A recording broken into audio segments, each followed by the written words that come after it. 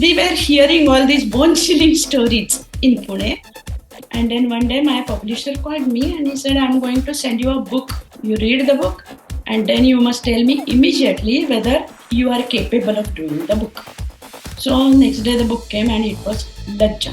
After the release of Lajja in Bangladesh, it was immediately banned. I was a mother of 2 young kids. So I said, what if fundamentalists in India, they come to me and they attack me, what will I do? I'm so scared. That time it hit me how much responsibility a translator has upon his shoulders. It was a very humbling experience for me because I always felt like the whole limelight is actually on Taslima Nasreen and the controversy surrounding her. I just happened to be the translator. It could have been anybody else. I would always imagine myself in Betty Mahmoodi's shoes, and especially because my elder daughter was as old as her daughter in the story. There are certain writers whom I cannot say no, just like I'm in love with Jeffrey Archer. I love his British style of writing, his humor. And in the year 2014, I was going to stop in London for one day, one full day, 24 hours. I just wrote to his secretary. I said, I would like to meet Jeffrey Archer once again. I'm the translator. And she knew me already. Within 4 hours, a reply came. She gave me a time slot and she said, be there at this time. So we went to his house in London. I see, if I take so much trouble, then the book also should give back something to the society. It should not be pure entertainment.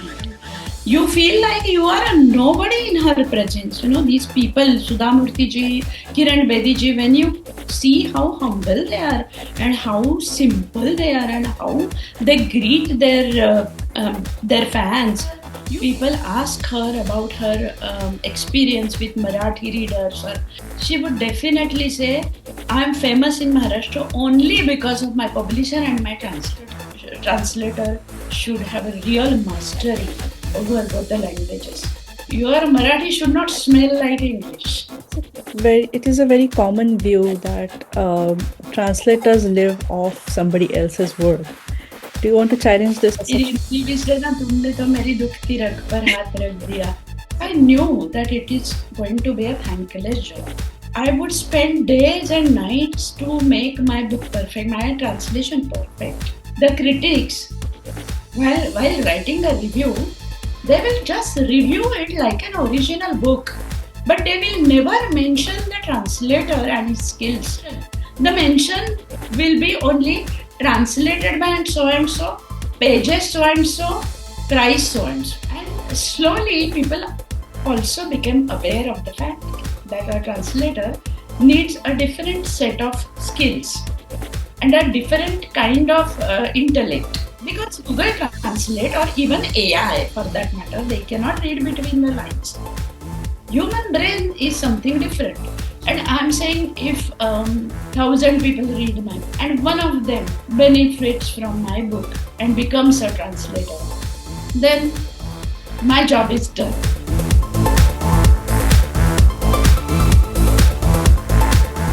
Imagine a world with just 1 or 2 languages. Think of all the literary treasures in the world that we would miss out. And this thought itself underscores the invaluable role of translator. As you guessed it right, our guest today is a distinguished translator from India.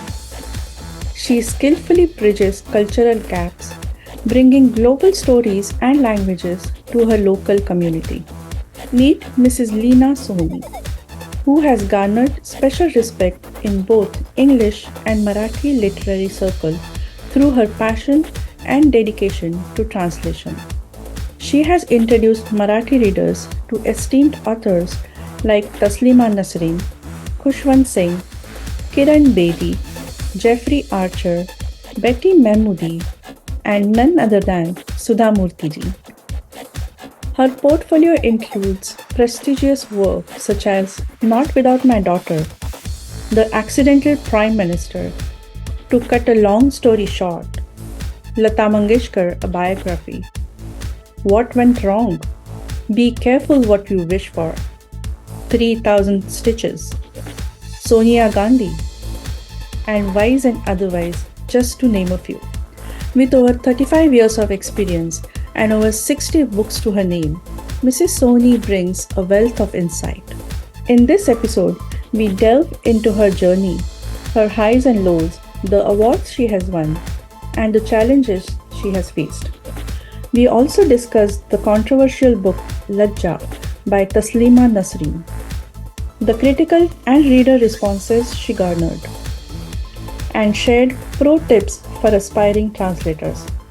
Moreover, Mrs. Sohoni shares her thoughts on modern technologies like AI and Google Translate. We also talked about her recently published book, Anuvadatun Anusarja Kare, that has quickly become an essential handbook for all aspiring translators. So don't miss out. Stay tuned till the end. Now, without further delay, let's welcome Mrs. Leena Sohoni.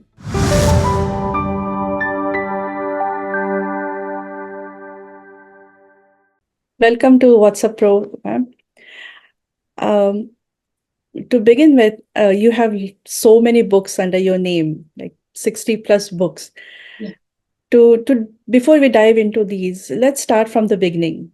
How Yeah. did you get into translation? And Yeah, before I answer your question, I would like to first thank you and your team for involving me in this program. And I'm really, it's my honor to be here with you today.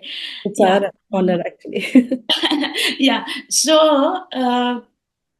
let's go back to my childhood, because it has some seeds in my a few happenings in my childhood. So let me tell you that I was very interested in. I was always aspiring to become a writer since I was in sixth or seventh grade. I used to always write in school magazines. I used to write poems, stories, and I knew very early in life. I knew that I wanted to go for our art stream. I was good in studies, and still I wanted to join arts. And when I was in sixth grade, there was this funny incident happened. I had climbed up the attic, and then I found one old trunk which belonged to my father. And without anybody knowing, I just opened the trunk, and there was a diary in it. I sat there, and I started reading that. And funnily enough, it was a novel. It was a complete novel. It was written in Marathi. It was written by my father, but the places and characters in the novel were foreign. They were not familiar to me. And then my father came looking for me. First, he scolded me, and then he saw what I was reading. And then I asked him, "What is this, Baba? What is this? Why have you written this novel? And why these places and characters are foreign?" So then he told me that it was a translation. He had done the translation, and you must have heard the book Bridge on the River Kwai by Pierre Boulle, I think his name. It was originally written in French.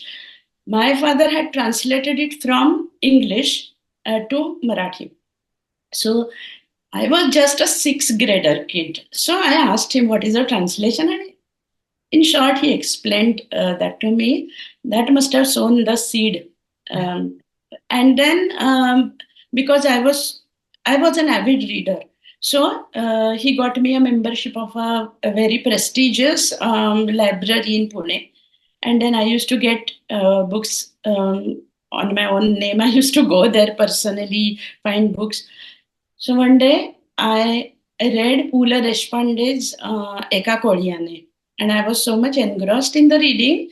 And later on, my father again told me that this too was a translation. So that thing about translation, it stuck in my mind. When I was in 11th standard, that time it was not 10th standard, 11th standard SSC we had. So I opted for arts. I went to SP College, and then again I was a editor and a writer of magazines, and I took German as my special subject. I took German, and one day I read a very good story written by Hermann Hesse in German. I was just a beginner, but I wanted to somehow translate it. So I translated it. Then there was this magazine called House in Pune. It was a prestigious magazine, and I saw an advertisement in the newspaper, and they were accepting translated stories for the translation Diwali issue. So I just went there to meet the editor. I was so young that I wore a sari and all in order to impress him. And then I gave him my story. After a few months, I received 5 copies of my story, one issue of the magazine, and 50 rupees. When I opened the magazine, I could see that the story was printed and my name was there. So it was kind of a really good experience for me. But later on, I did my MA from Pune University. I secured gold medal. I stood first. I was a topper in the whole of arts faculty. But then, like people of my generation, I got married immediately after MA and I went to Mumbai. In Mumbai, we were living quite far in a very cosmopolitan society, and there was no opportunity for me to work because I had children. I had 2 daughters, and then there was nobody to look after them. And so I decided to be a homemaker. And soon, as it happens, complacency set in. So I was not really doing anything.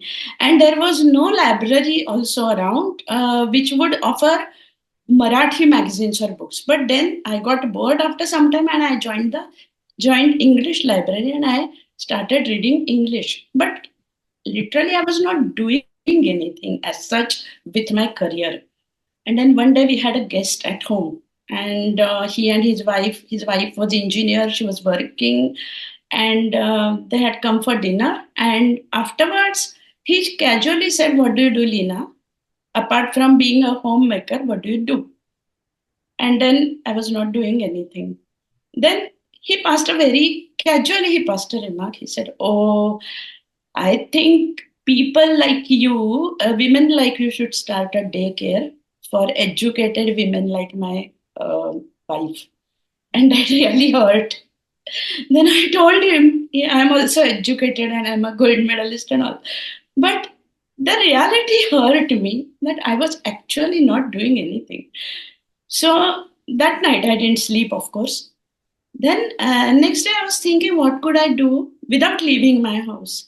And the only thing I could do was writing. Nothing else. I mean, I'm not interested in anything else apart from writing. Then a few days ago, I had read a book by an American author. The name of the author is Henry Denker, and the book was called Outrage. And it's a beautiful, very, very engaging story. It's a courtroom drama. And I was really thrilled after reading the book. And then when I was thinking about what I should do, I thought maybe I could translate the book for my mom. Because though my mom was educated, she didn't read in English. She preferred reading in Marathi. And even my aunts and my grandmother, everybody was fond of reading, but they read only in Marathi. So I started translating the book. I got it from the library. I translated the book. It took me 4 months to finish the first draft.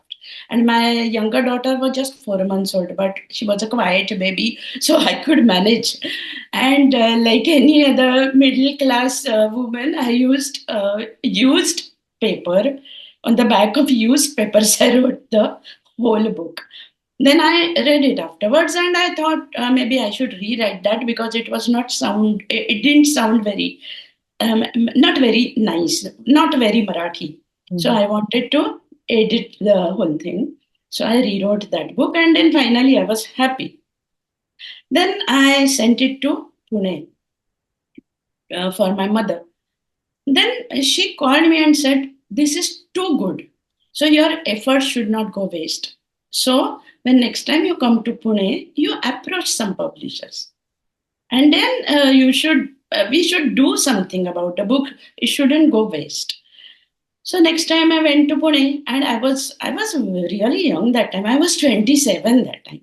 And with a lot of enthusiasm, I set out in search of publishers. But next few days, it was a disaster, because no publisher will touch a translation. And I was so angry and so frustrated and depressed. But later on, when I came into this field, I understood their problem also. Because when you are publishing a translation, you need to buy rights from the original publisher or author, whoever the right belongs to. And then you have to pay a hefty royalty to them also. So not many small time publishers, they won't go for this thing. So one day, that was the last day. I decided today is the last day I'm going to search, going in search of a publisher. Otherwise, I'm going to just stop. And then again, same thing happened. I faced dejection, and while coming back, there was a bookshop on Tilak Road. So I went inside, and then I was casually talking to the bookseller, and I was telling him, I told him about this problem. I said, nobody's ready to accept my translation. So he said, why don't you go to Mehta Publishing House, which is very close by. And I hope you get your chance there. So he also gave me the address. Immediately I went to them, and they said, okay, leave the book with us, leave the translation with us, and we'll see what we can do. So that was the first publisher who didn't, send me back. They said, sit down, have some water. They talked nicely to me. And then the rest is history. I have been doing work only with them for the last 35 years. I don't go to any other publisher. Wow. Yeah. My next question was that how you started with Meta publication, but Yeah, and also I plunged into the translation because they loved my translations, and then immediately they started giving me more and more books. So my first three books, immediately one after another, three translations came out. wow. Which were those? Oh, three. I think first was Vidroha, that was outrage. So we named it Vidroha. Second was Guest of Honor, that is by Araming Wallace. And third was, I think, The Negotiator by Frederick Forsyth. So Oh. those were the three books. But your real fame came with the super controversial book Lajja, right, by Yes. Taslima Nasreen. Yes. How did that happen? And Oh, so when I got Lajja, I was just three books old, and I was quite young that time, just at cross 30, and not very experienced at all. And then Lajja was it had just hit the stands. We were hearing stories about Taslima Nasreen and Lajja, and fundamentalists after the release of Lajja in Bangladesh, it was immediately banned, and in the short duration before it was banned, on 50,000 copies had been sold, and then the Bangladeshi fundamentalist government, they just they were after Taslima, that with threats of execution and all, and she had to leave the country, and she went to Sweden, and she started living there. So we were hearing all these bone chilling stories in Pune. And then one day my publisher called me and he said, I'm going to send you a book by courier. You will get it tomorrow. You read the book, and then you must tell me immediately whether you are capable of doing the book. So next day the book came, and it was Lajja. It was in English. It was an English translation of Lajja, because I don't know Bengali, but it was an English translation. I read it. And then I called him immediately and I said, see, technically, I'm capable of doing this translation. It is not very difficult for me. The only problem is I'm very scared. I was a mother of two young kids, and I was a middle class woman. I was a teacher. I was a lecturer in Vivekanand College in Kolhapur, and from a very middle class background. So I said, what if fundamentalists in India, they come to me and they attack me? What will I do? I'm so scared. So my publisher said, nothing is going to happen. Ours is a democracy, and Maharashtra is a very forward state, and nothing is going to happen. But he said, still, if you are scared, you do the translation, and I will not print your name anywhere in the book, if it is okay with you. I said, okay, I don't care too much about name, but I'll do it. So then the whole thing started, and he had given me only 29 days Wow. because it was a hot cake. It was, yeah. Then next 29 days were like a blur. No, I would write 16 hours a day. Wow. Then in the evening, somebody from the Mehta office would come to my house and take my manuscript written because I used to write in hand. Mm. So handwritten papers they used to take to the office. The editor would read them through the night and make corrections, and then I had to go every day. The next morning, 9 o'clock, I had to visit the office. We would discuss the pages that I had translated. And that time, I learned a lot from the editor. He was like my guru. And that time, it hit me how much responsibility a translator has upon his shoulders. Mm. Till first three books were released, I had no idea what translation was all about. I just did it because, because on my gut feeling, I did it. But with Lajja, it was different, and then Lajja was released, and then again, the whole thing started. Yeah. Yeah. So how did your life change after Lajja? Your personal life? It was a game changer for me as a translator and as a person also. It was a very humbling experience for me because I always felt like the whole limelight is actually on Taslima Nasreen and the controversy surrounding her. And what do we say? I just happened to be the translator. It could have been anybody else. So it was nothing to do with me. It was all everything to do with her. And then the all the limelight suddenly came on me because I tell you, translation of Lajja had been published in India only in English and Hindi. Hindi is our national language and English is a world language. Apart from that, no other regional language had been published. And Mehta's had made big advertisement of me. If Lajja's Marathi translation coming soon, and people were supposed to book their copy, and I mean there was so much limelight. Then reporters were coming to my house for my interview, and I was getting phone calls. So the whole thing, my life changed, and then I was getting invitations to come as a guest speaker to the university department, to various colleges, Rotary clubs, everywhere. And that time I was living in Kolhapur. Kolhapur is a small city. So once you are famous, everybody starts knowing. People will start recognizing you on the street. So it was my whole life changed. I was not a mere homemaker or a lecturer anymore, or a house, I mean mother anymore. So overnight, and then to tell you the truth, I was not used to all this publicity. So I was scared, and it was a humbling experience.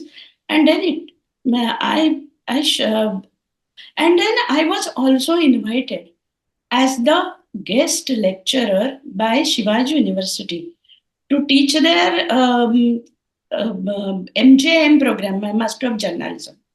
So they wanted to introduce this subject, translation, and then they said, "Why don't you do it? Take up the responsibility of introducing the subject, set up the syllabus, nature of the question paper, everything, and directly for a postgraduate course." So I accepted, of course, because being a born teacher, I accepted that. But then I used to go to the library 1 month prior to my joining. I would go to the library, sit there for hours in university library. I would read various books on translation, prepare my notes thoroughly, and then ultimately I got to study a lot. I mean, later on it helped me in my life because I became a full-fledged translator only after Lajja. I left everything else behind, just my teaching in the college and my translation. So that knowledge helped me. Right. So Yeah. going back to Lajja, you said publisher was not going to write your name anywhere in the book. But then when did you decide to get it open? Because when he published, that Lajja is going to be when he published. He didn't publish my name first, but he just said the advertisement just said Lajja is coming soon. So people started visiting the showroom and they started asking him who is the translator.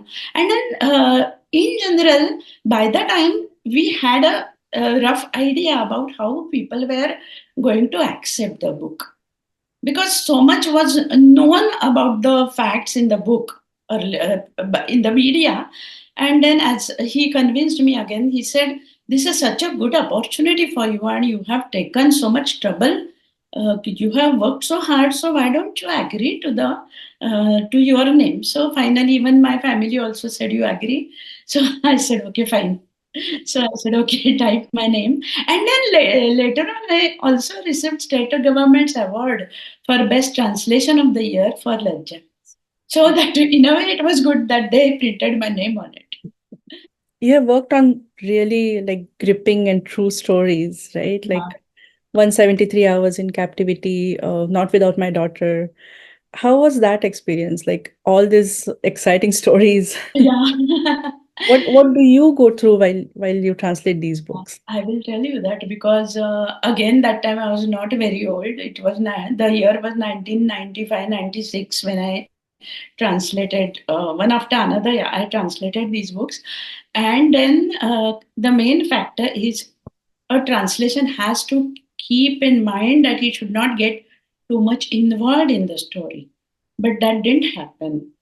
I couldn't keep myself away from the whole story, and I was so much involved in both these stories. I would always imagine myself in Betty Mahmoodi's shoes, and especially because my elder daughter was as old as her daughter in the story, that Mahato. So I would always think, what would I do in this situation? And sometimes while translating, I would my eyes would well up with tears.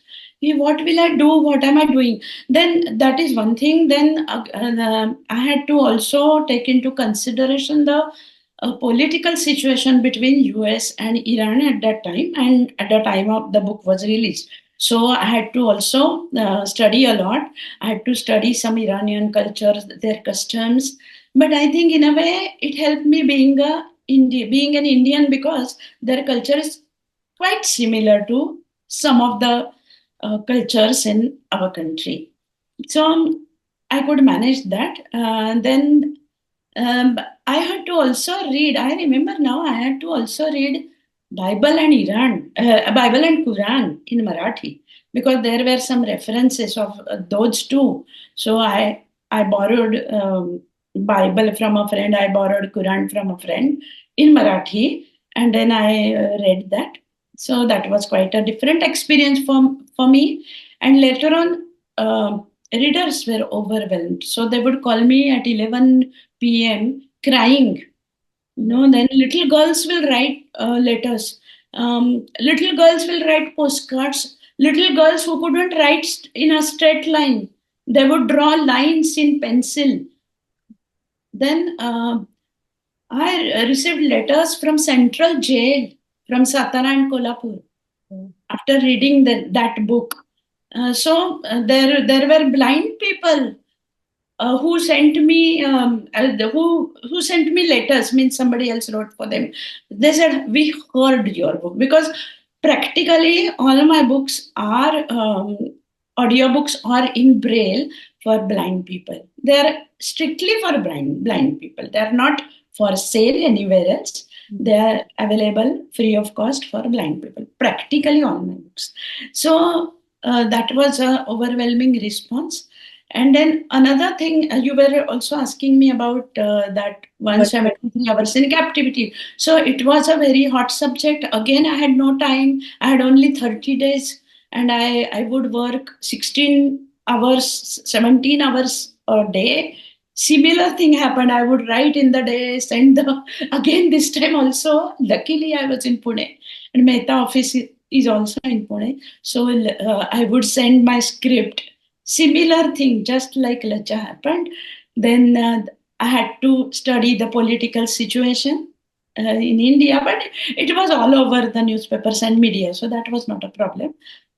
once again, I was too involved in the story, and it was heartbreaking when I was writing about the one person who died at the hands of the terrorists. There was one person who was newly married and they had gone on a honeymoon. And as an example to other people, other travelers in that plane, he killed that one terrorist killed that young boy. So that was a very heart wrenching story, and to translate it was really difficult for me. Again, for that also I received a Ranjit Desai award. But then I thought that time I am actually told myself that it is not good for me to be so involved in the writing because that is affecting my health. So I learned the lesson. Yeah, these are two very heavy books, like all three, Lajja, Yeah, 170 even Travel. Lajja, yes. Yeah, heavy. So you have translated so many different genres, right? Yeah. Biographies, like these heavy stories, novels. Which one is your personal favorite genre? It's like asking me which child is your favorite. It is very difficult. Okay, but still, I will try to answer the question. There are certain writers whom I cannot say no. Just like I'm in love with Jeffrey Archer. I love his British style of writing, his humor, his tongue-in-cheek humor. Then he has an excellent command over language, and his plot is very exciting because his characters are not that elaborate, but the plot is very exciting, very convoluted, and there is always a twist in the tale. So there's a twist in the tale, like you come to the last page. Then what I used to do is I would cover the last paragraph before I started reading the last page, and slowly I would uncover one line. I used to read like that. So I'm totally spellbound by Jeffrey Archer. So I like to translate his books, and then with Sudhamurthy ji, I have a totally different equation. She calls me her her daughter. She as if I'm her daughter. She loves me, and I love her back, and I love what she has done. She's a philanthropist, and all her stories are true stories. Mm. So I love translating her. Her language is very simple, very straightforward, come to from directly from the heart. So I love doing it. And one thing is about Sudhamurthy, I totally have no say. She writes, then I have to translate it. That much is our bond. But leaving everything aside, my first true love these days after maturing is autobiographies and biographies Mm. because they are good for me as a person, for my own growth.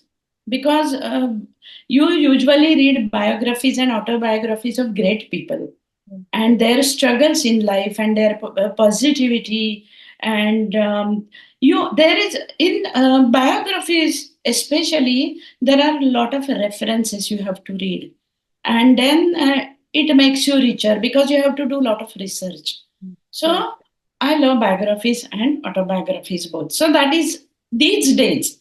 I don't care so much about fiction because ultimately I see if take so much trouble, then the book also should give back something to the society. It should not be pure entertainment. Mm. I mean, read the story and then leave aside and then forget about it and go about your daily routine. That should not be the case. So it should linger in your mind. That's why these days, most of the time, I said no to the do translating fiction, and usually I go for biographies, autobiographies, or non-fiction. Right. But Yeah. it's interesting that so many biographies of Marathi legends Yes. are translated by are written by non-Maharashtrian, and then you brought them back in Marathi. Yes. So how was that experience? You had to dig down, like, it was a, it period. was not easy. It was not easy. Basically, I can cite an example about Baba Amte's biography. In English, it is written by Nisha Mir Chandani, and in English, it is Wisdom Song. So it posed many challenges because this biography contains lot of material which was originally in Marathi. There were letters written to Baba by great people, private letters.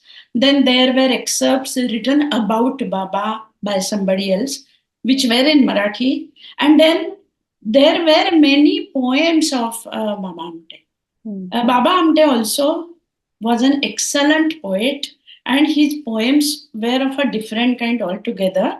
Each poem would be of 4 to 5 pages long.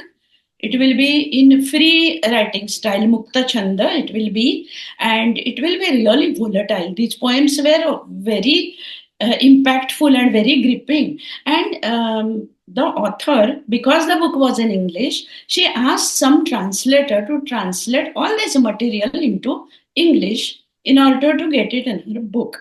Now, I cannot retranslate the letters or essays written by great people originally in Marathi. I cannot retranslate them in my language.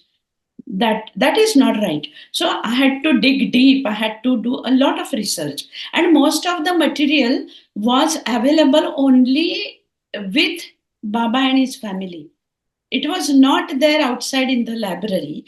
Luckily, I contacted Baba's daughter-in-law, Bharati, Dr. Bharati, and she was very helpful. Actually, she scanned many documents for me and sent them via email. But then again, that was so one part was covered. But the problem was with Baba's poetry. So this author, she had taken excerpts from random paragraphs from random poems, and source was not given. So I had no idea that this translation has been taken from which poem, which original poem. So I contacted her. She lives in North Carolina in US.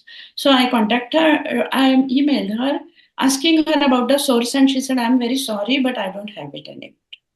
So now it was a very tough job for me. Then even Baba's family couldn't help me with that. So I went to Karveer Vachan Mandir in Kolhapur. I sat there. I brought many books home. All Baba's poetry books I brought home, and I read each and every poetry book.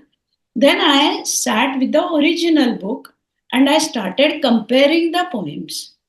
Wow. Then it was a tough job. Yeah. You can imagine. So it took me 2 months to sort the whole thing out, and I could exactly pinpoint the lines that the translator had translated.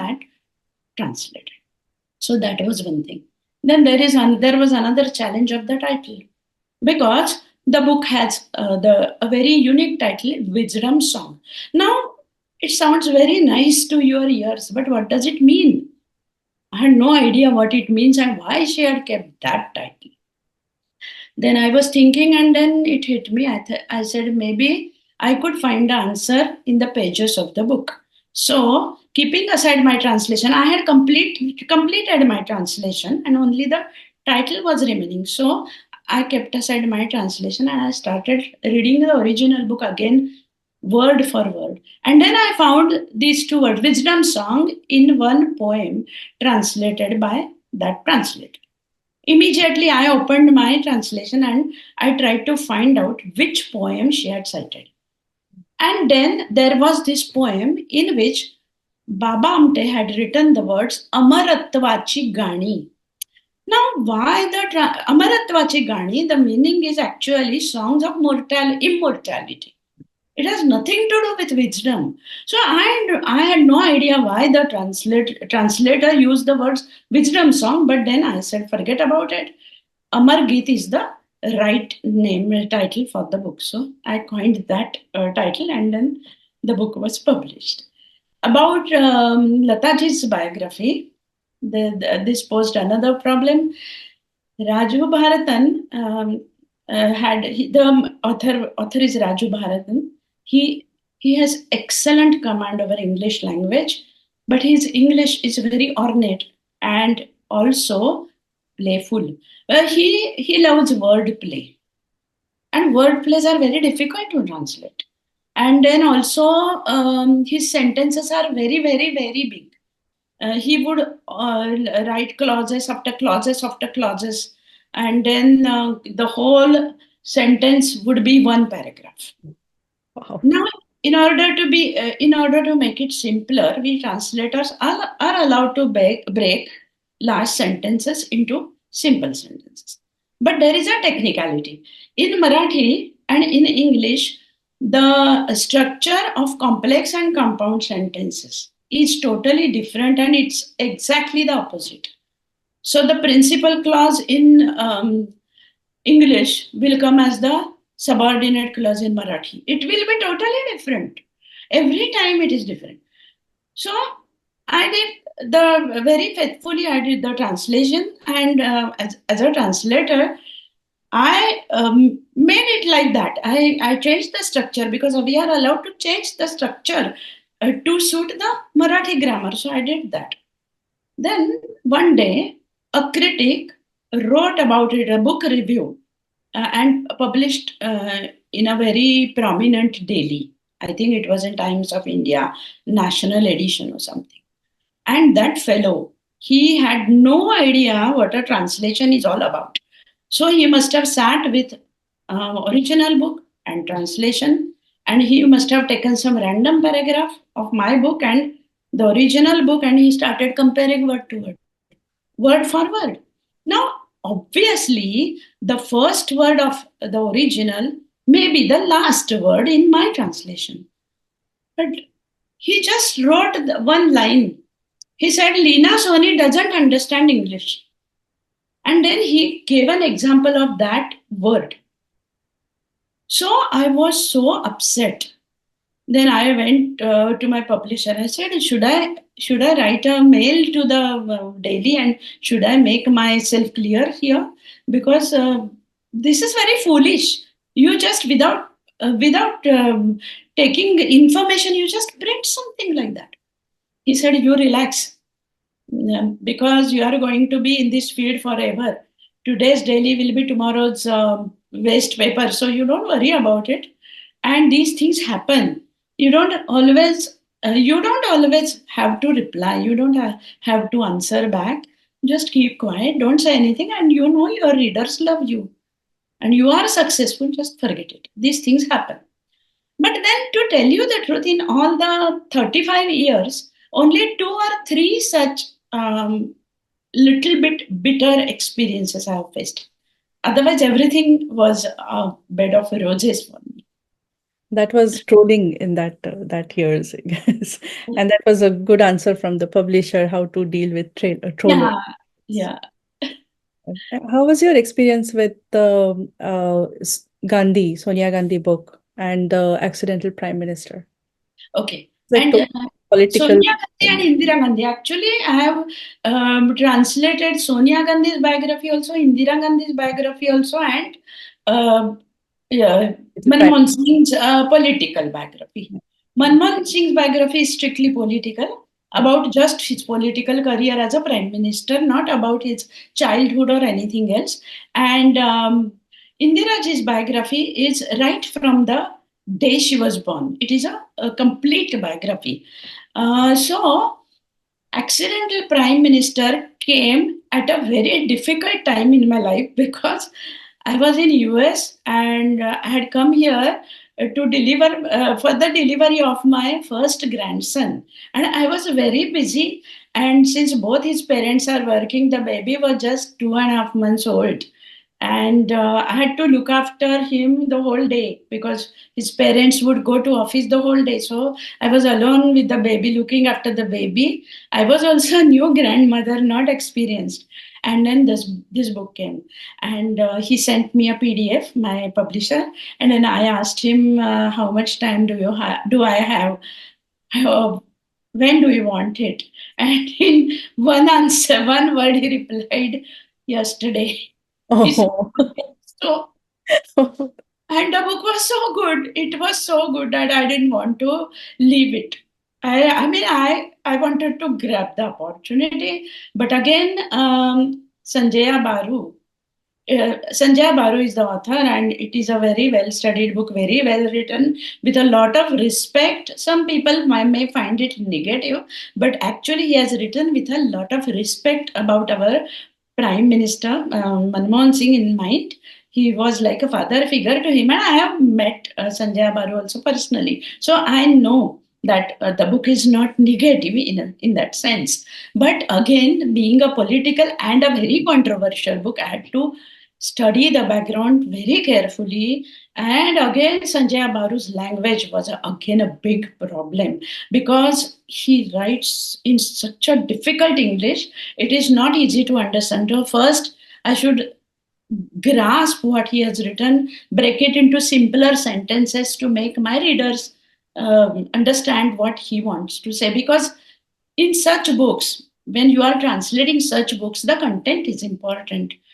The style of writing takes a back seat. The content is very important, and I should not miss out on any single detail. Same thing happened with Indiraji also. About Indiraji, we'll talk later. First, let me tell you about this accidental prime minister. So, when you are reading biographies, these people, these authors, they always give a lot of passing references to many happenings in the past, and they just assume that the reader knows it.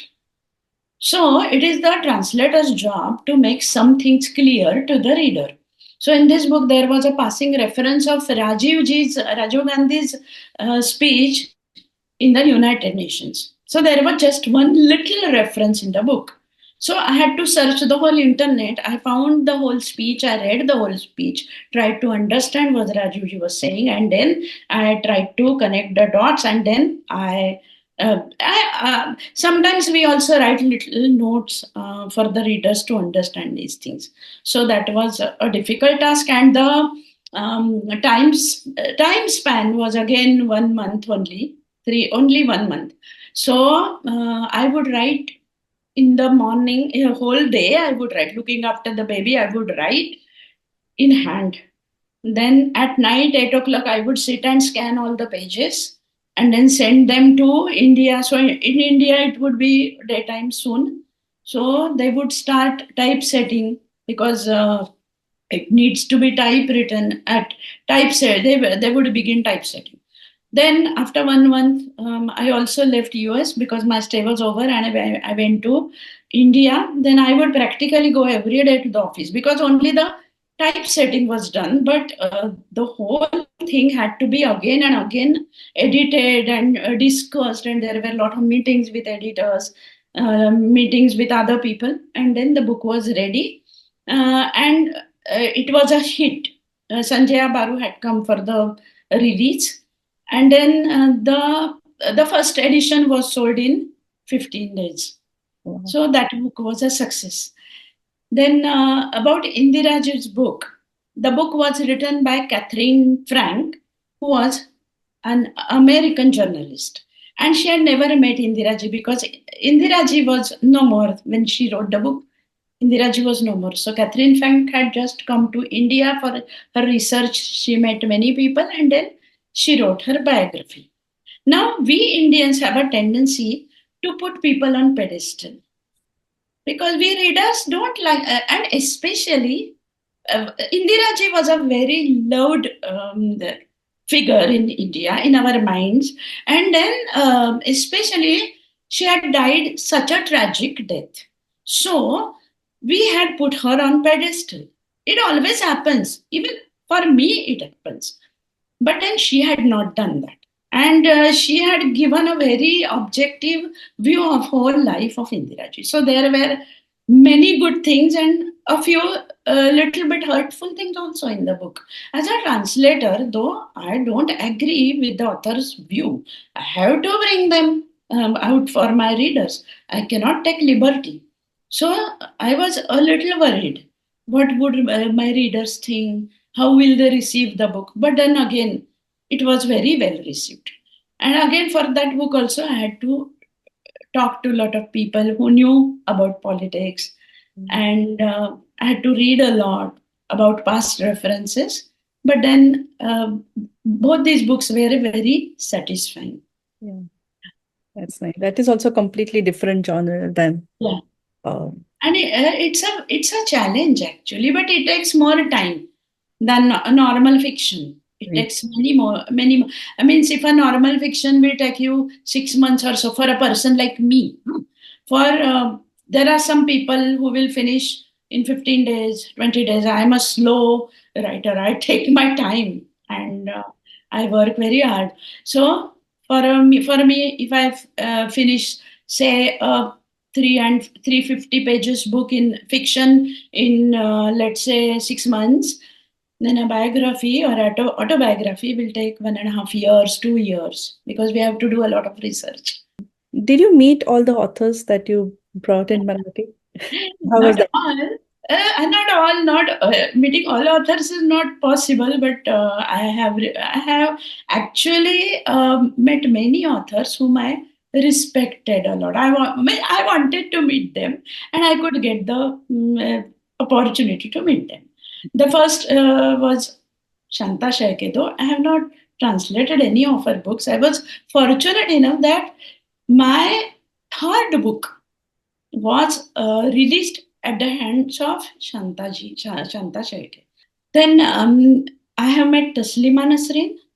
Then, because for the fourth or fifth edition of Lajja, she was visiting India, and she was visiting Pune and Kolhapur. So we spent actually 3 days with her. So I got to know her very well. We went for lunch, dinner, and I mean, we talked a lot. Then I have met Kiran Bediji quite a few times because I have done her books also.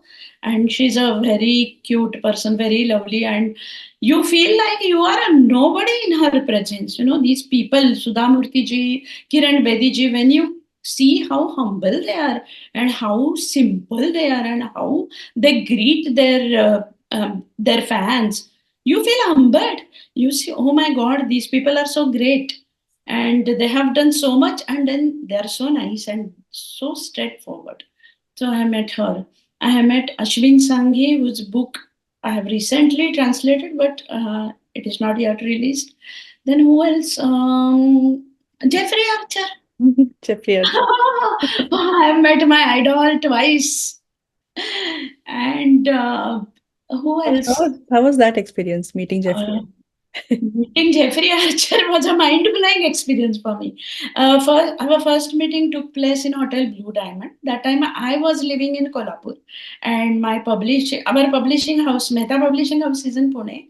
So my publisher called me and said, Jeffrey Archer sir is visiting Pune. He's there for just one day. So can you come to Pune immediately tomorrow early morning? If you start, then you will be able to come in time. So I started early, and then I reached Pune by 10:30. I was in the office. Then he called in front of me. He called the, Hotel Blue Diamond, and Jeffrey Archer had just checked in, and he answered the phone himself, and he said, "My publisher said I'm your Marathi publisher, and the translator is also here, and we would love to meet you. So can you?" Give us some slot. Give us some slot in your busy schedule. He said, "Okay. Between 1 and 1:30, I'm going to have my lunch. So I'll cut short my lunch and I'll give you 20 minutes." So Wow. we went there with a bouquet and mangoes and everything, and a copy of the books that I had translated earlier. I had translated, I think, one or two books of him. So we went there, and then he was very sweet. So he finished his lunch in 10 minutes and he came down, and then we talked a lot. He hugged me. He said, "You look so beautiful in this." I was wearing a sari. And then he thanked me profusely. He said, "Because of you, I'm going to reach so many people." And then he asked so many questions. And then he had come for the promotion of his next book, which was not yet released. It was Prisoner of Birth, which I got to translate later. So he asked me one question. He said, "Have you read any of my books?" I said, "I have read all of your books." He said, "Which one is your favorite?" I said, Cain and Abel is my personal favorite." He said, "Even that is my personal favorite. So why don't you translate that for me?" I said, "You give me permission. I'm ready to translate." Then he said, "Wait, I have come for the release of my new promotion of my new book. So why don't you translate that first? Prisoner of birth. I said, okay, fine. Send me the book. I'll translate it. Then he gave me his email address, and then we exchanged emails, and then he went on his tour. I came to Kolhapur, and within next, I think 15-20 days, I received a copy of the new book, which had just released, Prisoner of Birth. So one after another, I started getting books.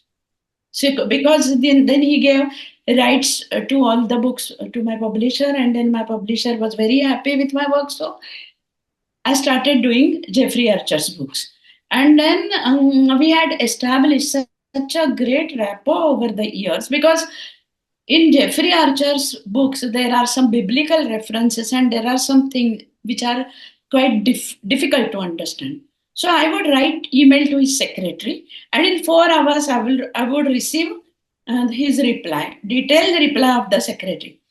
And then in the year, this went on for quite a few years, and in the year 2014, while I was going to visit my daughters in the US, I was going to stop in London for one day, one full 24 hours.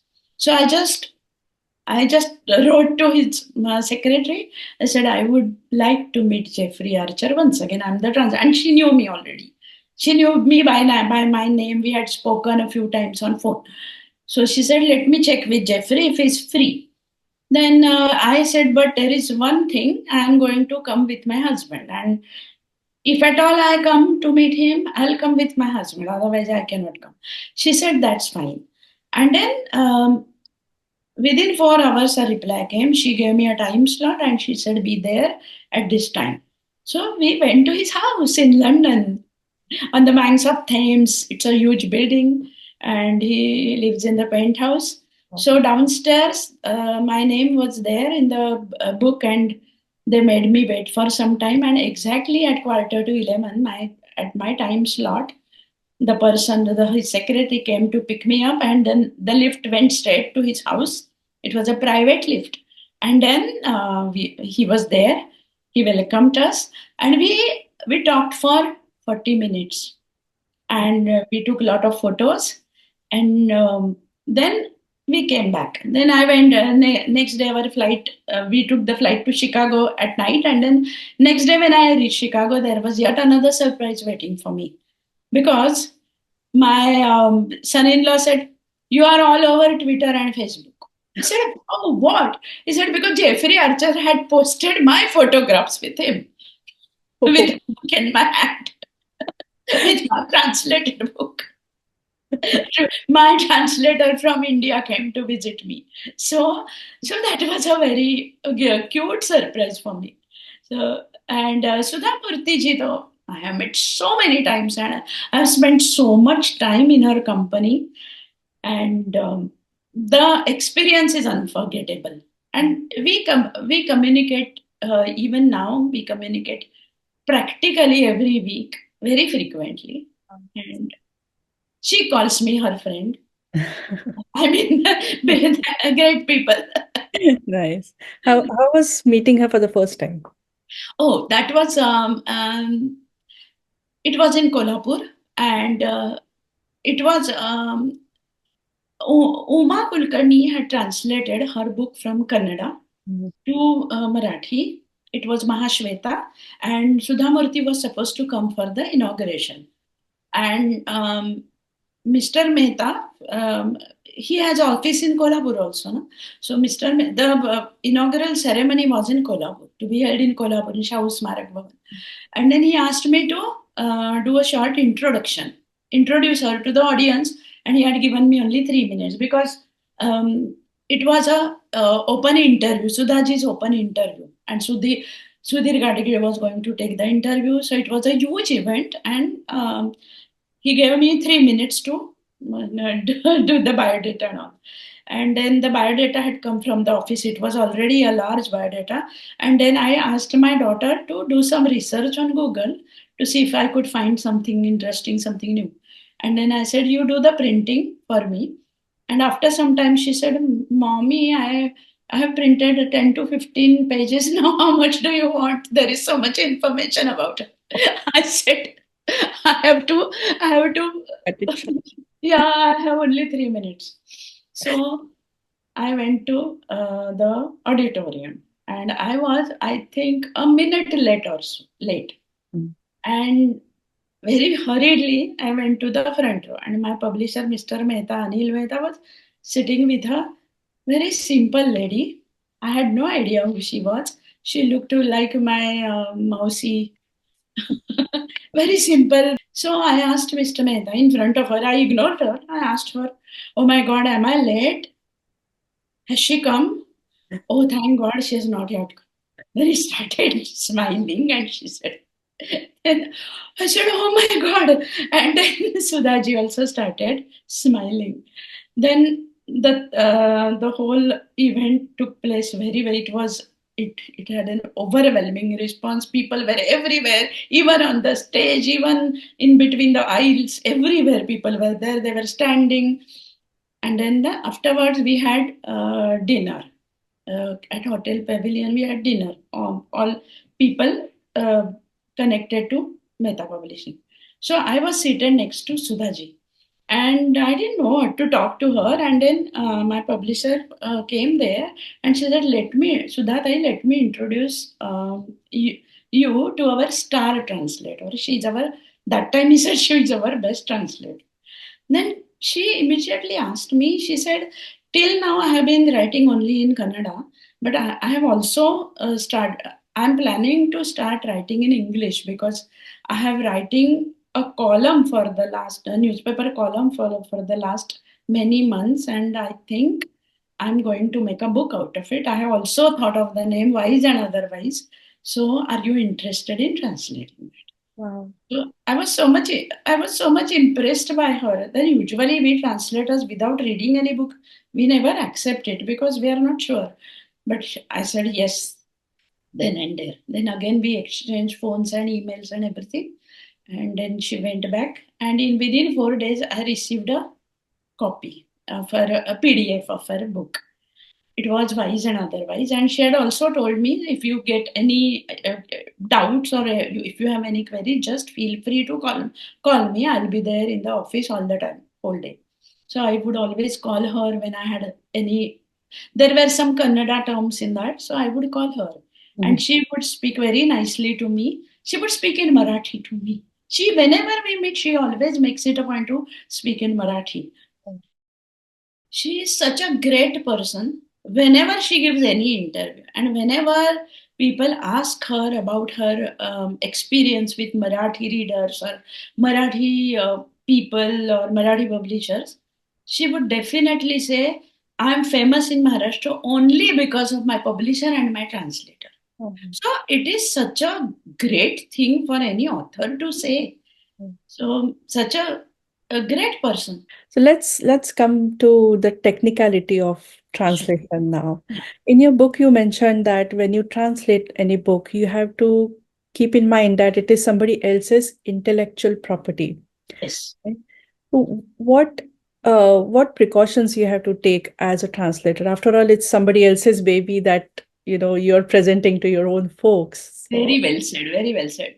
When I wrote my first three translations, I had no idea about this. So I must admit now that I have made some mistakes that time. Usually, you are not supposed to do any change in the original text. You are not supposed to delete anything. You are not supposed to alter anything. You are not supposed to add anything. But I would do that freely because sometimes these English writers, American writers or English writers, they go for a lot of detailed description and the book becomes very huge. And then sometimes, so I used to think my readers may get bored, or sometimes I thought this thing is totally superfluous, not needed.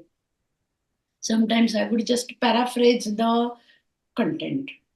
So that's the thing I did. And then I wrote Swahili translation. And then, because it was 35 years ago. So this, even the publisher and the translators, we were not that aware of the whole thing. At the time of Lajja, I learned the tricks of the trade, you call it, the tantrani mantra, we call it in Marathi, the do's and don'ts of translation, because it was a very talked about book. And people were waiting for that translation, and I had a huge responsibility. And I remember one thing, I had written one extra adjective in my translation. And when we were discussing, my editor had circled that with red ink. And he said, "Why have you written this adjective?" Then I said, "The sentence sounds so much better." He said, "But that's not your place to add this, because the author has not added it. She doesn't mean that." So I said, "But it's just a small adjective." He said, "No, you are not at liberty to do even take that much. You cannot take that much liberty." I said, "Oh my God." And then it is like walking on a tightrope, because your translation should sound like an original text. Means when the reader reads the book, he should think that Taslima has written in Marathi. It should not sound like a translation to your ears. But at the same time, you are not supposed to change anything. And you are not supposed to write a word for word translation. The content is important, the thoughts is important, the feeling is important, the cultural background should come across, everything should be there. So, what are we doing? Then I learned this. I learned the theory of translation because I was forced to learn it, because I wanted to teach theory of translation to students. So I learned it, and then I understood that this is somebody else's intellectual property. These are my editor's words. He said, "You have no right to touch that because it is somebody else's intellectual property." Then the question is, how do I make it sound nice? How do I make it sound Marathi?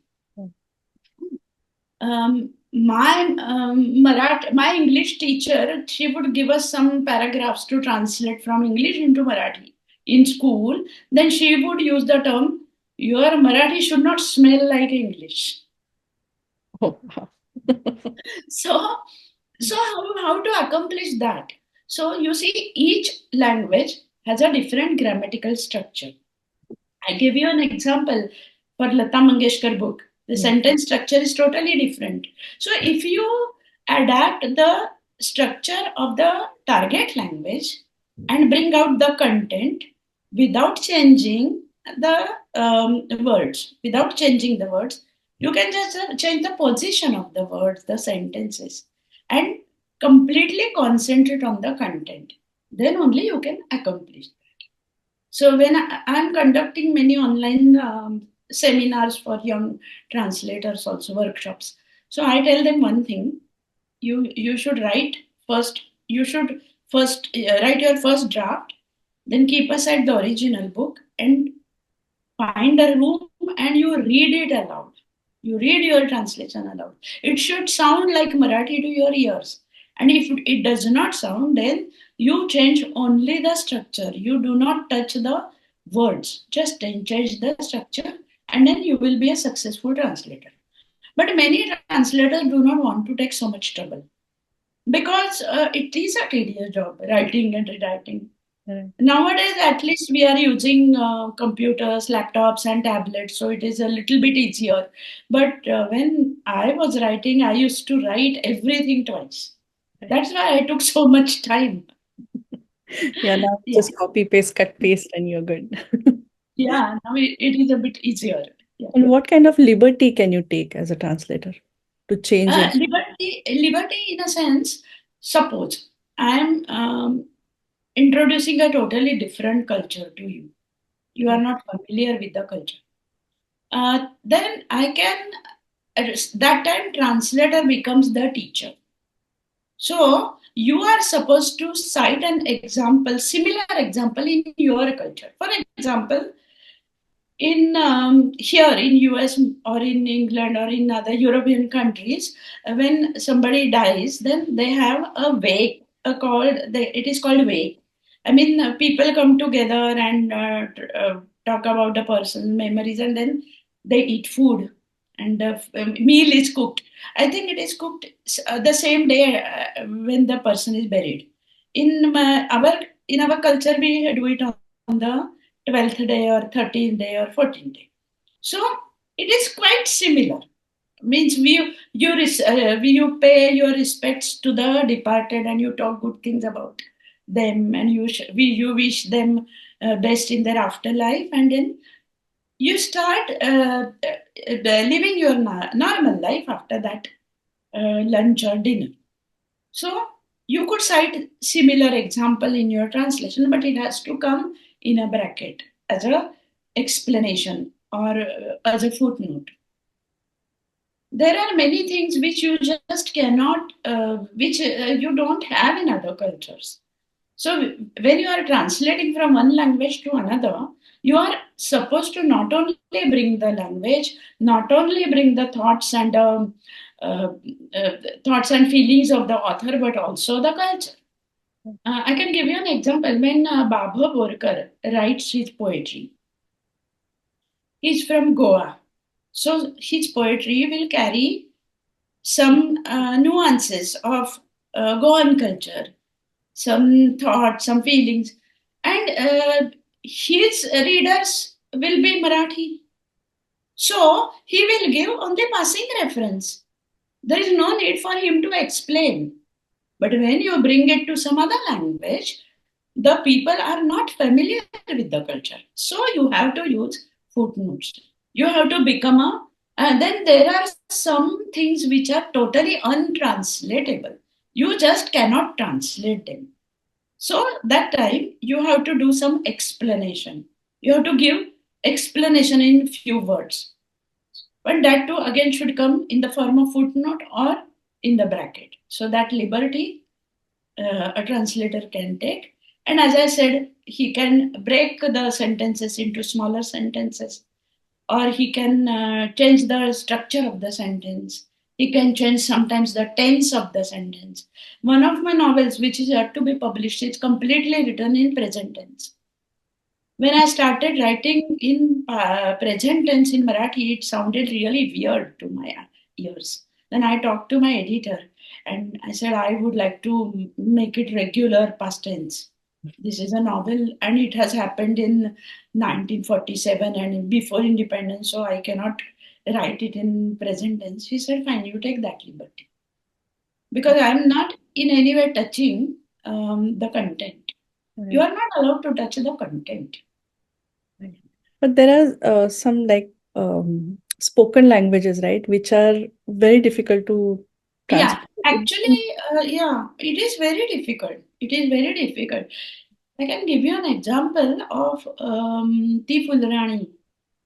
It is an adaptation. It is not directly a translation, but it is a part. It is similar. No? It is adaptation is also a part of translation. So in the original, have you seen the movie My Fair Lady? Yeah.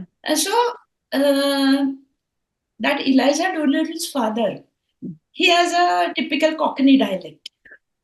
Do you remember? He speaks in a typical dialect. Yeah. So in Tiful Rani, this Bhakti Barve was playing that time. So her father speaks in a village kind of a rural language. So Local. Pula Deshpande managed to find something similar. So that we can do. Right. That but it is very difficult. Yeah, It is spoken. extreme. He should have the translator should have a real mastery over both the languages, mastery over the source language to know the finer nuances of the dialect, and in target language you should also that should reflect in your translation. So it's a tough job. Right. So it, Yeah. it is a very common view that translators live off somebody else's work. Do you want to challenge this like perception? English है ना, तुमने तो मेरी दुखती रग पर हाथ रख दिया. So you are, yeah, I have experienced it. for first 10 years or so.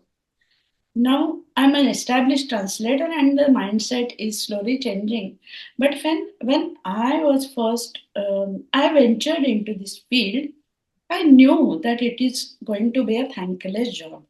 Means I would spend days and nights to make my book perfect, my translation perfect. And the people, after reading my book, the critics, while writing a review, they will just review it like an original book, but they will never mention the translator and his skills. There wouldn't be even a single mention. The mention will be only translated by and so, pages so and so, price so and so. So that is very painful. And when I told you I was a young girl of 27 when I started my translation work. So somebody would call me and say, "Hey, in today's daily, your book review has appeared." So I would take my scooter out, go to the ST stand, buy that newspaper, come home, open it, read it, and then no, my mention of there is no mention of me there. I used to feel really bad.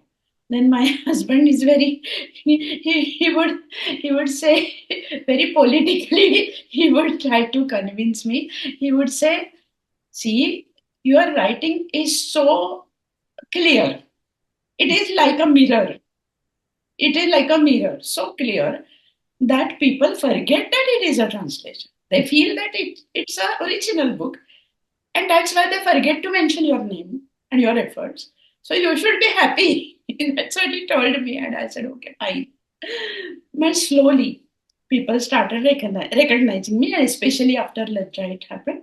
And slowly, people also became aware of the fact that a translator needs a different set of skills and a different kind of intellect. Because translation is basically art, craft, and science. It's a combination of art plus craft plus science. Art because you are practically going into somebody else's mind and then recreating their thoughts in another language. So it is art. But again, there are certain rules which you have to follow. So it is a science. And then craft because you have to really work really hard to make it perfect. Yeah. So it is craft. So that's how I learned that I have ventured into a thankless job and I'm doing it for the sole purpose of joy that I'm getting, and I'm getting good reviews from my readers. But there would be some relatives or friends who will just dismissively tell me, "You are so brilliant. Stop writing these translations. Why don't you write something of your own?" Then I would be really upset. I would say that if you are sick and if you have ear infection, you go to an ENT surgeon. And if you have a stomach pain, you go to a general surgeon. So understand that this is a different genre altogether. Translation is one different genre. Creative writing is different. So please try to understand, but they wouldn't understand. So finally I left. I said, "Okay, fine. I'll do that. I will take your advice. I'll do that. I'll stop doing translations." And luckily, now nobody can say this to me because I have also written my own book. I was So going to now say, nobody can say that to me. yeah. Last few years, we don't say translation, we say transcreation. Okay. Because it is not putting words from one language to another, it is creating a completely new artwork. So we call it transcreation. It is Yeah. like a photography, you know. You are taking a photo, but each photographer has his own style of taking the same scene, but different photographers will come up with a different expression of that. So it is like that. Yeah. That's nice. Yeah. Any advice for the newcomers, aspiring transcriptors, Transcreators. Yeah. translators? Yeah. Yeah. One thing is go for a good publisher. And never, the mistake which I did was I first read a book, I liked it, I translated it without bothering about the royalty part of it, and I went to the publisher. Luckily, the publisher was really good and really, very capable, and they could get the rights, they could buy the rights, and then my efforts were not wasted. My publisher told me this when I did the first book.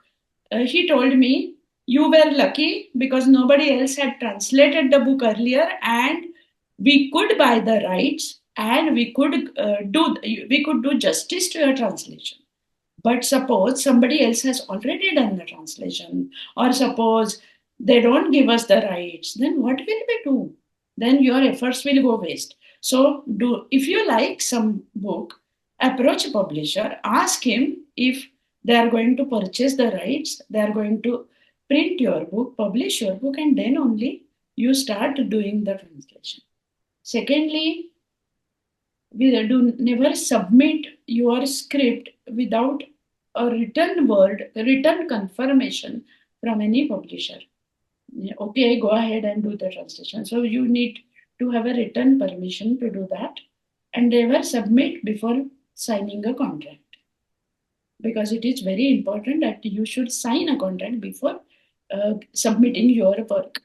Then don't be in a hurry to make money. First, look for opportunities, make a name for yourself, because immediately the publisher has to invest in you. They have to invest a lot of money, because sometimes they have to pay through their notes to the original writer. These foreign books, they charge a lot of royalty per edition. So the publisher has to pay them, and your book should be sold also. Commercially, it should be uh, successful also. Only then he will invest money in you. So, unless and until he has confidence in you, he will not sign you up. So, once he signs you up, you are going to get your money, but don't be in a hurry. Don't try to negotiate beforehand. First few days, wait and then see how your book does. Do it first for the joy of that. I'm talking about literary translation here. But for there are also other things like technical translation, non-fiction translation. There are many opportunities out there, and there you can make a lot of money. And there you can upfront negotiate the terms, and if you are good at your job, then you will also get the money that you ask. Right. So you're saying this is And that is the commercial part I'm talking about. And the other part I want to also say, be well read, listen to news, then be well versed in both the languages. Also read about the culture, the practices prevalent in the culture. Then study or research where it is needed. Talk to people in the field. If you need any advice, go to talk to them. Then Google is your best friend, Wikipedia is your best friend. Make use of dictionaries. And then some translators, when they are successful in translating a few books, they become so confident that sometimes they will just do the translation without referring to the dictionary. But you have to be 100% sure of a particular um, meaning of the word. Don't just translate without confirming. If you have a little bit of doubt, 1%, look up, and then only you translate. Then, when your translation is ready, ask some good reader, friend, or a family member to go through it. Because there are some things which we overlook, our own mistakes, so which we overlook. So before submitting your translation, give it a good thought. Let people read it for you. right. So these are the things. Right. Yeah.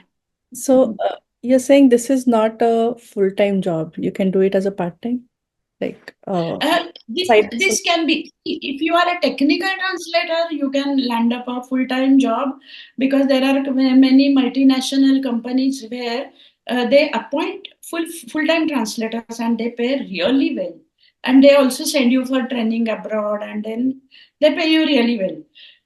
Apart from that, if you go for technical translation, it can be also your part-time job. But again, for technical translation, you need to receive training, proper training. And when I say technical, it doesn't mean only science and technology. It can be legal, it can be media translation, it can be government translation, anything. But for that, courses are available. You can search on Google. So be qualified with the language pair that you have chosen for yourself. That is for non-literature translation. For literature translation, there aren't many courses that I am aware of.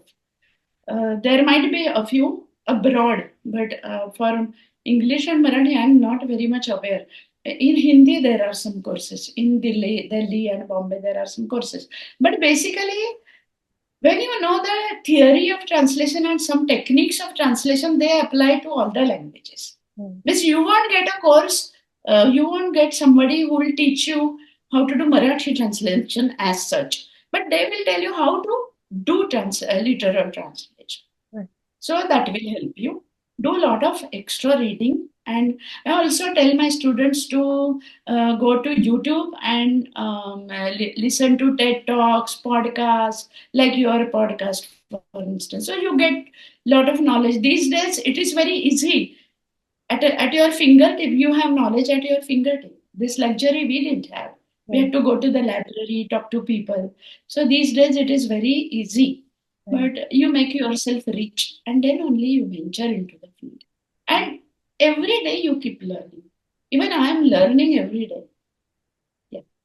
Yeah, with this new technologies, AI and Google Translate, what do you think about Google Translate? Like translators are their job, it's taking up the translators' jobs. At least for another few years, my job is safe. As a literary translator, job is safe, I would say, especially because I work with Indian regional language, my job is safe. Because, see, for we have to understand this for AI, artificial intelligence, where does it learn from?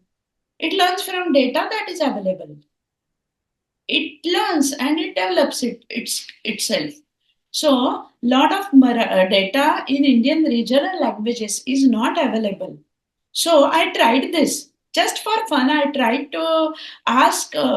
You mentioned about Google Translate. So, I asked Google Translate to translate the sentence for me, and I wrote in Marathi. I wrote, "फार शहाणे आहात तुम्ही?" question mark.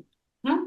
फार शहाणे आहात तुम्ही question mark. You know what it means? It means the reverse. You have to read between the lines. Just the and फार शहाणे आहात तुम्ही exclamation mark. So you have to also read that exclamation mark to know that I am talking sarcastically. So Google Translate, so you are very wise. Because Google Translate or even AI for that matter, they cannot read between the lines. Human brain is something different. So it might be helpful. AI might be helpful, especially when you are doing technical translation, maybe of European languages and English, because they are similar languages. I mean, they are of the same mother. No? So it might be useful. It may not make many mistakes.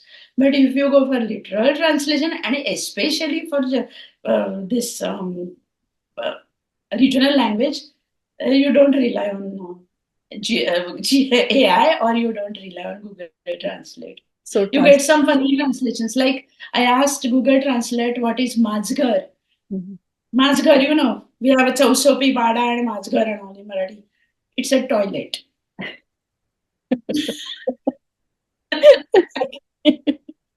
And you cannot confirm it also. You have to confirm. And one thing I tell my students, even if you take help of Google Translate, do not take it for sentences. You take only for individual words. And again, you cross check with some other word. There are many websites. So if Google Translate tell you meaning of something, you immediately check it up with some at least one more website to see if Google Translate is correct, because such mistakes are very common. So do not rely only on one dictionary or one Google Translate. So translators are still safe. I mean, their job is still safe. Yeah. And talking about Yeah. publishers, nowadays this Kindle Direct Publishing, public like Yeah. KDP, platforms like this, what do you think about that? Like we don't really need publishers to publish your own book, but Uh, not that sure. is a very narrow view. That is a very narrow view that we don't need publishers. Actually, every coin has two sides. So there are some pros and some cons. Uh, I tell you my situation. When I started translating, uh, I could find a publisher in a few days' time. Though I had to struggle, but not that much. I could find because I was pure lucky, and I didn't have much competition that time. Okay. Competition was less, but opportunities also were less. Okay. But when I submitted my book, I didn't have to pay the publisher to publish my book. He paid me. Even now, my publisher would pay me for my efforts. But these days, if you write up some book of your own, not a translation, your own book, then it is very difficult to find a publisher Mm. because publishers are not ready to invest in newcomers because they also have this commercial attitude. Their book should also sell. They are putting money. So some publishers, at least in India, some publishers are asking you money so that you can use their name. So they will charge you, and then they will ask you to use your name. Your book will come under their publishing house. So it will be published, and then they will distribute your book. So that is one thing. Another thing is when you write on Kindle, and I'm talking not about translation, talking about creative writing, or Amazon, or on Pothi.com or other platforms, who will buy your book? That is a question. Because who will do advertising? Who will do promotion? These publishers, they just don't sit and print your book and that's all. They do a lot of things. They hire editors, they hire proofreaders, they hire artists who are very accomplished. And then when your book comes out, it comes out in a very beautiful fashion, and they have a solid network of distribution. Because you see, you might go to the state library in your city, you may find my books there because when I was visiting in the US, I was visiting Cleveland. I found my nearly 15 books on the shelf. Wow. So, such a great network these big publishers have. So, when you create something, you also want readers to read it. This was about creative writing and making use of platforms like Kindle and Amazon. About translation, the main important part is for anything that is written by somebody else and you want to translate it, you have to take permission. Copyrights and You are copyright, and now it is a punishable offense. right. So you have to be very careful about getting the rights. But big publishing houses or big authors never give right to an individual. One thing is their fees are very high, so you cannot afford it. But even if you afford it, if you just approach and say, I am so and so, I'm willing to pay your fees and you give me the translation, I know because they are worried who is going to print their book, who is going to distribute their book, in what form it is going to come out, whether it will be perfect. So they are not going to entertain you. So what will you do about the rights? So for translators, this platform just doesn't work. So you have to be really good and you have to approach many publishers. You have to be really patient. In my book also and in my workshop also, I tell people a specific way to approach publishers, what you should do before approaching a publisher. Mhm. Let's talk about your book. Like, how did you start Oh, writing your book? How did you find your own style, basically? Like, because all these years you're using somebody else's style, and yeah.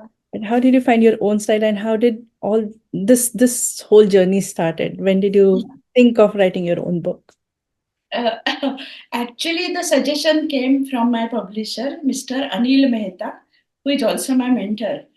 Because during COVID time, I was taking these online workshops conducted by Vishwa Marathi Parishad.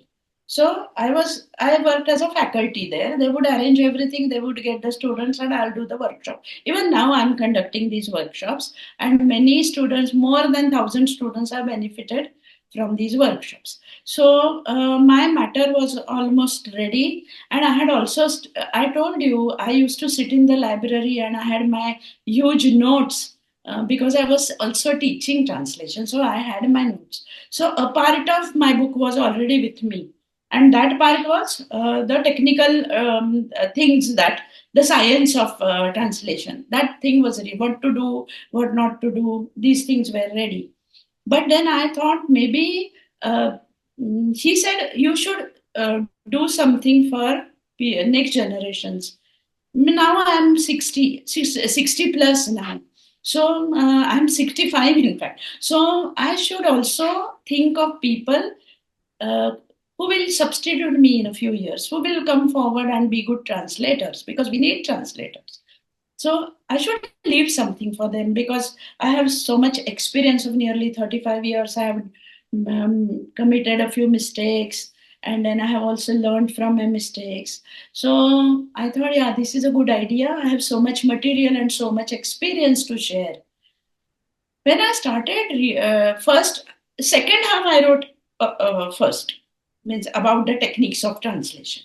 But then I said, who would read my book? Only the upcoming translators who are really interested would read my book. But I have also so much to tell. And it's a long journey of 35 years. How it all started, how I was just a housewife, and then how I turned into a writer and a translator, and how my life changed. And I want people to take inspiration from that. I don't want people to be complacent if they have potential. So I started writing about my journey. And when I started writing about my journey, I thought I have met so many great personalities in my life. And because I am a translator, I met them. Otherwise, I wouldn't have met them. So why not write about them too? So I incorporated those five character sketches there. I incorporated my childhood experiences, my grown up experiences. And then after that, I went to the second part of my book, that is do's and don'ts of translation. Then I tackled translation of plays, drama, then translation of poetry.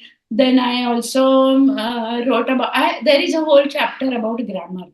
And I'm saying if 1,000 people read my book, and one of them benefits from my book and becomes a translator, then my job is done. Then I'm happy. This is like a essential handbook for all the aspiring translators. Yeah, because in Marathi there are very few books available for translators. Right, There are books, but not many. right. Any plans to translate your own book in English so many people can Actually, benefit with that? yeah, actually, I'm working on it. Oh, nice. This suggestion also came from many of my friends who read my book. They said it is beneficial, and you are not just writing for Marathi people. Right. So why don't, because many other people can benefit from that. So I have already started doing that, and it will be my own venture into Marathi to English translation. Yeah. So English readers have to wait for your handbook. Yeah. Any other books that you're working on now currently? Like, Yeah, there is one. See, I now that I have entered into creative writing, and I'm getting good response from my readers. There are a few topics which are close to my heart, and one of them is parenting. I want children to have a happy childhood, and I want parents to enjoy their children's childhood. And these days the parents are so much both of them are working, and they cannot find time, they cannot find a balance between work and home. And though they love their children, though they have very good intentions of parenting, they don't know how to go about it. And because I took one workshop in smart parenting, and it had such an overwhelming response. Many parents told me, many couples were sitting together for my workshop, and they told me that we have benefited so much from your advice. So I thought, why not write a book on that? So I have started also writing that book. Yeah. But in English, there are many books available. In Marathi, there are not many books available. Right. Right. Yeah. Any book that you always wanted to translate, but you never got a chance to do it? Yeah, it is. There is a book. I don't think I'm going to get a chance, but I would love to translate. It is. I told you I love to translate autobiographies and biographies. So I read this autobiography of Michelle Obama, Becoming, I'm reading and that now. it's Yeah, coincidence. oh, Reading it. so beautiful. It's so beautiful. So I wanted to translate it. And I said, my fellow Indian women have to read this and take inspiration from that woman. So I asked my publisher, and then they approached also. Um, but they said, it is not affordable. The royalty is not affordable to us. So let's, if they Hope. change their mind, and then Let's hope. Well, I'm just praying to God that I get to translate that book. yeah, fingers crossed, you'll get it. All the Yes. best. Yeah. Yeah. Thank you. Thank you so much for all your insights and good Yeah. luck with Michelle Obama's book and Yeah. your books too. We'll wait for your English translation, your book in Yeah. English. Yeah. And my heartfelt thank you and best wishes to your channel and your team members. It was a great experience talking to you. Thank you for talking to Thank us. you.